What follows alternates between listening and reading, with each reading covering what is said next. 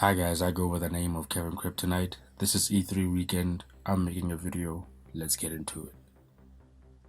So, E3 weekend.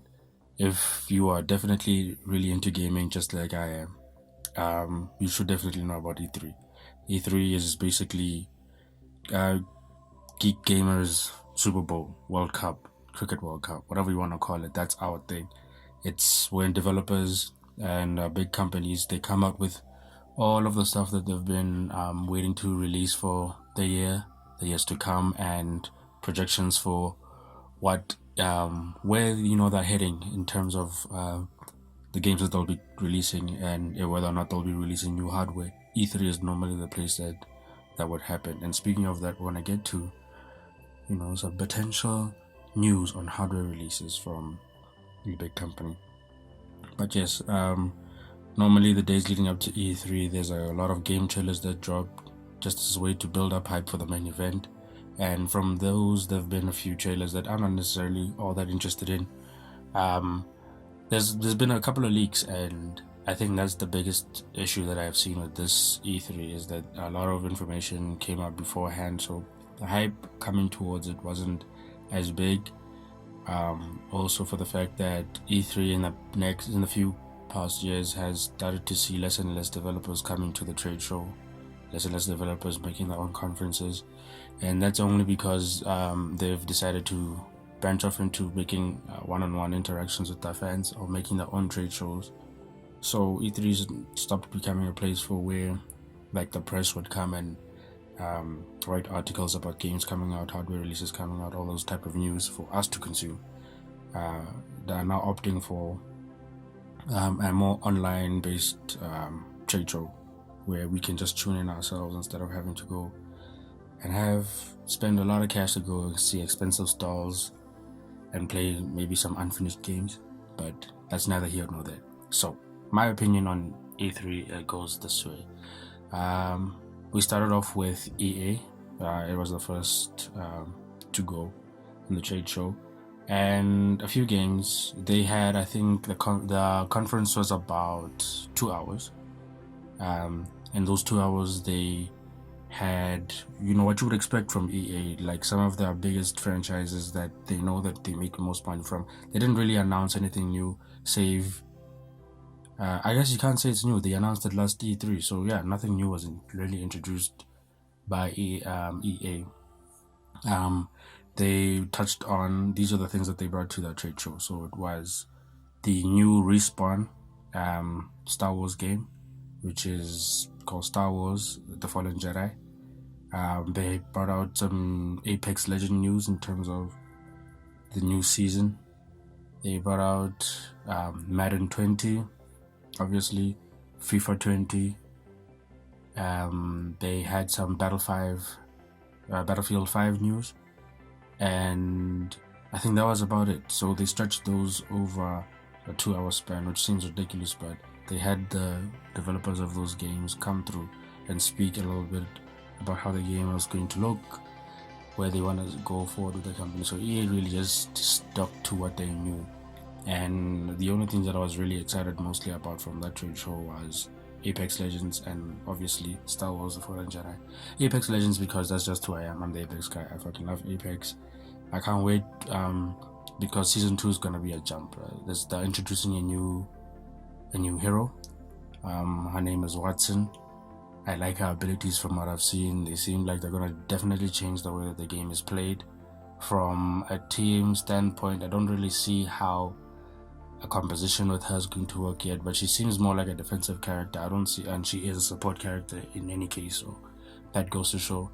But her abilities don't seem like she's a front line type of character. She's more of a support character, of which is alright. I think her abilities work well.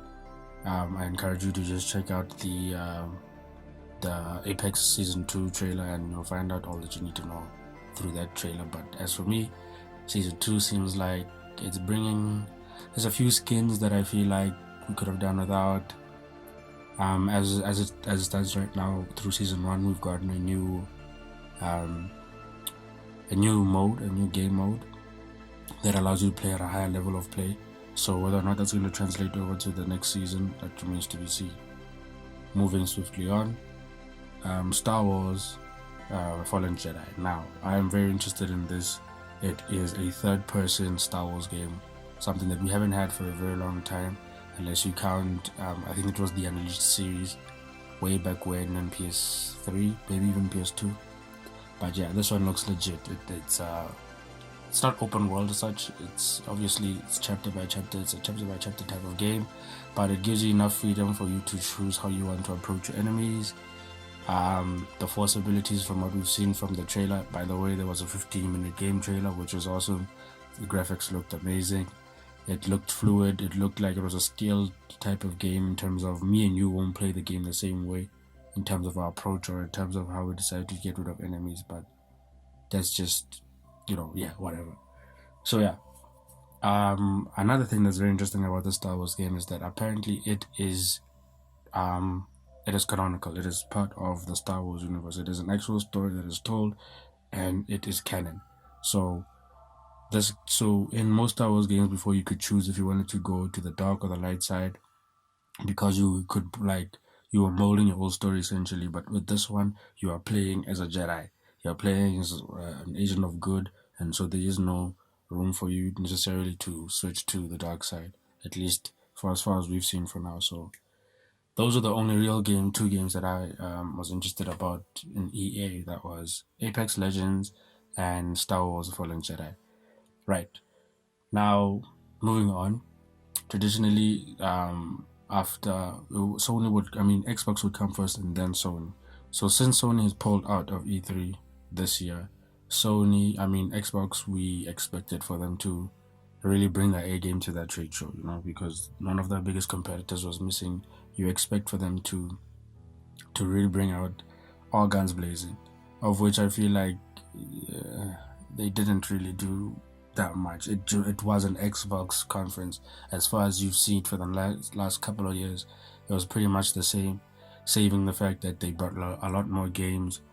They talked about the developers that they bought and what they'd like to see them do in the future. Now, that being said, 60 games is what Xbox came through with the table. The conference was a little over 1.5 hours.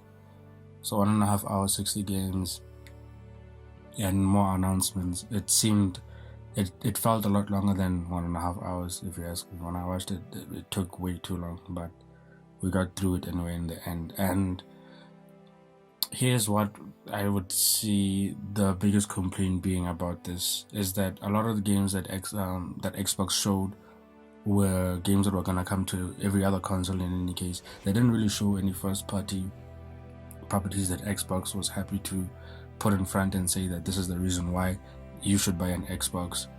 This is the reason why you should invest in Xbox, Game Pass or whatever.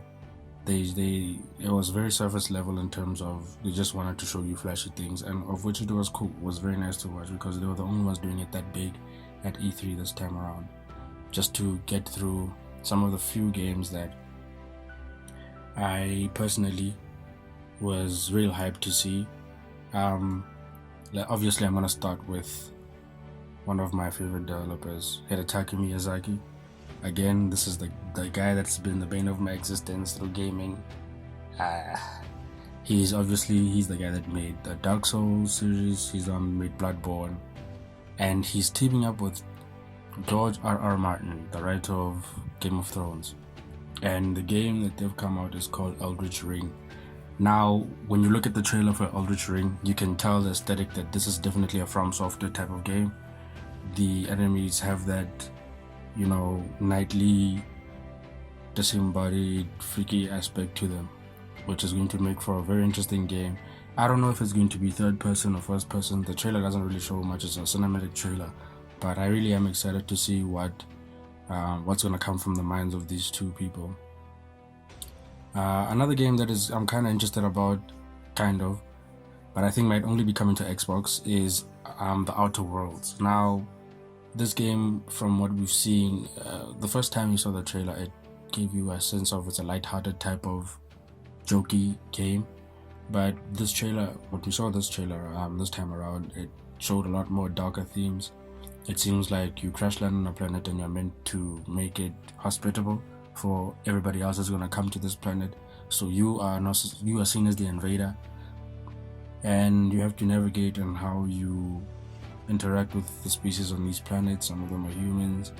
Whether or not it's going to be multiplayer, that remains to be said. I didn't really look much into this game because I'm not all that excited about it, but it does look very nice, so it's worth checking out if you're into those type of open world adventure games, and it's set in space, so that's very cool. Right, next up, the game that I was kind of interested about is Minecraft Dungeons. Now, I'm not a Minecraft person at all. That's just not my thing. I don't. Maybe it's because I'm not that creative. Clearly, I'm doing YouTube, so that tells you all you need to know. But yeah, Minecraft Dungeons looks pretty cool.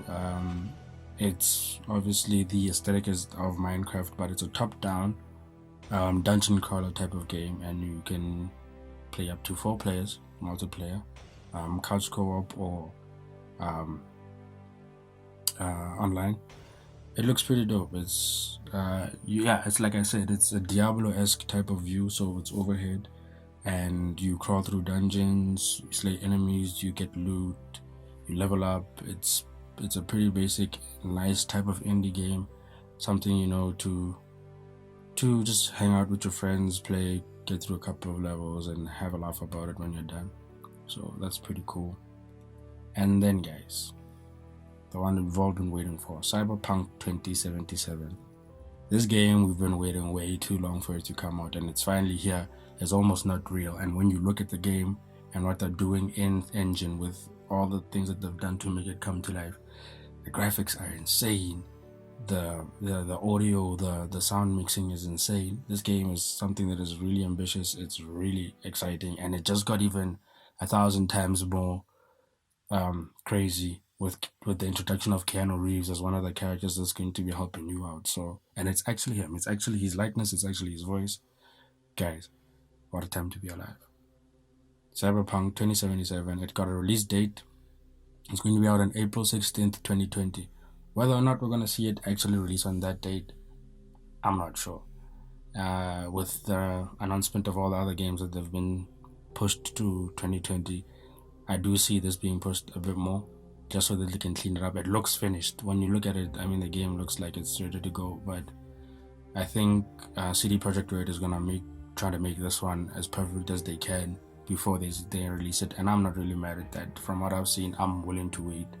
I'm really actually also willing to see how I'm going to feel about playing in the first person when this when this game looks so beautiful, but we'll see. Apparently there's third person modes when you're in the car or for certain type of missions, so that's kind of cool. And yeah, all the other games that came out of Xbox were mostly indie games. I'm an advocate for indie games, and some of them were really interesting for me to see, but then they include them in it's called ID at Xbox, Independent Developers at Xbox initiative. And I mean, the problem with when they get into this segment is that they don't really give you much time to analyze what type of games they're bringing to you. It's just more of titles flashing in your face and then miniature trailers of these titles. So you don't really know what type of game you're going to be looking forward to. But on that note, they're bringing back Battletoads. And Battletoads is coming back. It seems like it's been restylized. It looks cool enough, but it's also one of those things that's going to be coming to all consoles, so it's not necessarily a Xbox exclusive. And well, there's that. And then speaking of Xbox exclusives, Gears of War 5, something that we thought, this is what Xbox is going to have to lean on to prove to people that this is why you want to buy an Xbox. It has a release date of September, 10th of September of this year, so it's really close. But even the trailer that they gave us, they didn't give us a trailer of the game or gameplay for that matter. They just gave us a cinematic trailer of a mode that's within the game, which is kind of weird because, I mean, it's almost here and you still don't show any gameplay. It's kind of strange. Also, one of just honorable mentions, something that jumped out at me, something that looks pretty interesting, the Blair Witch Project, the horror movie. It has a game now, and Sony Xbox was revealed it at E3. It seems like it's going to play like Outlast, where you're a reporter and you're trying to solve a mystery, but you're also caught in the same forest that the characters in the movie were, and trying to make it out alive. But you have a dog companion, so how scary can it really be? Oh yes, and then before I switch up from Xbox, Halo Infinite. Xbox, obviously, this is one of the things that they're going to be very, very, very, very excited to release. I'm going to put this together with the announcement for their new console, which is called Project Scarlet. Yes, this is Xbox's new console that they'll be releasing, or at least talking about more next year. I want to say November is when they said. So yeah, it's real. Xbox is working on a new console.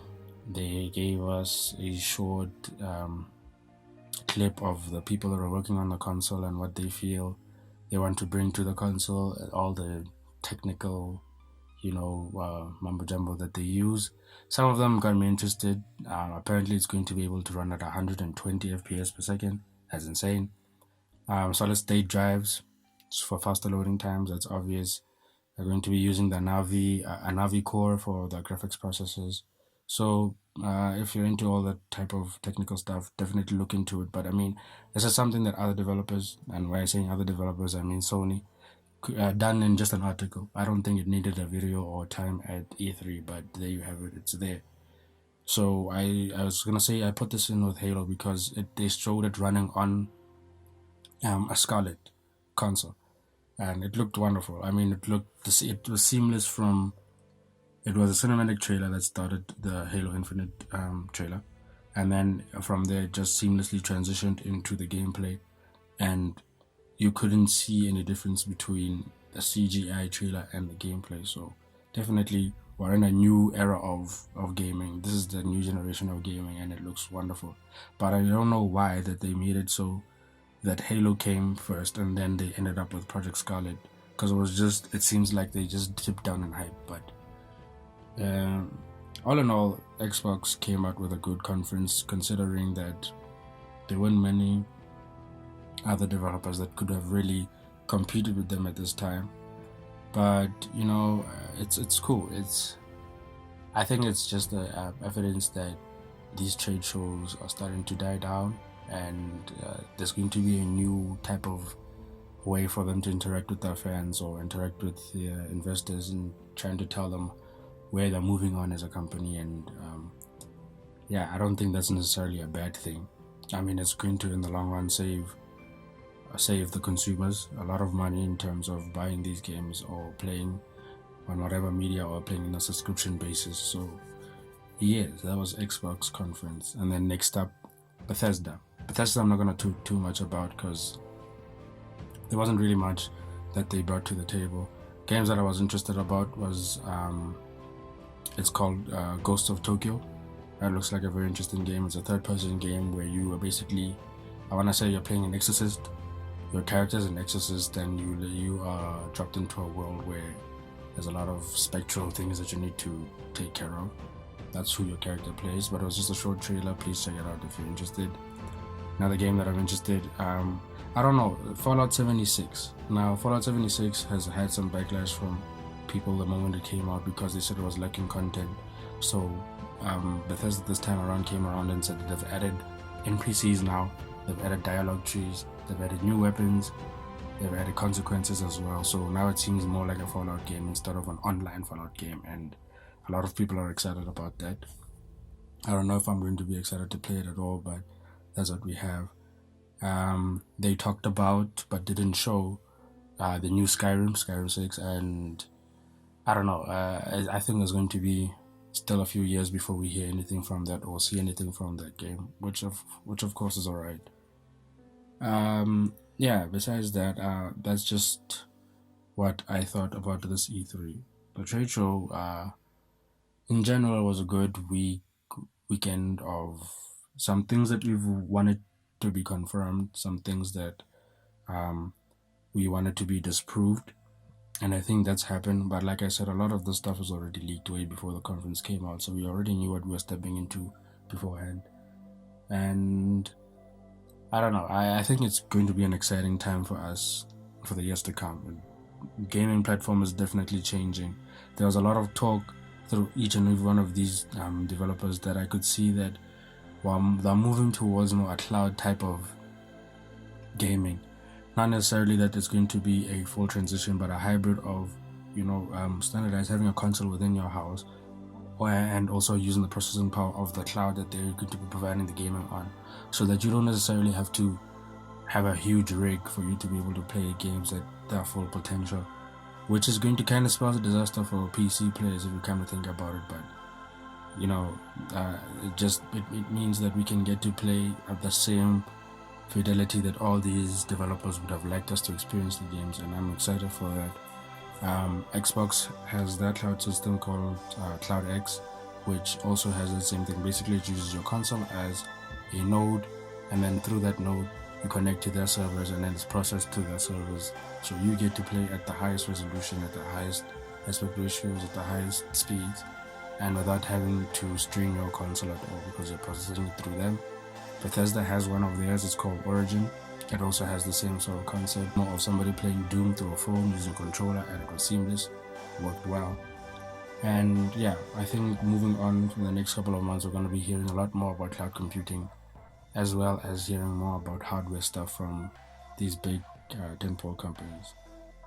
But that'll be it for this video, guys. I've ranted on for way too long. I thank you for bearing with me.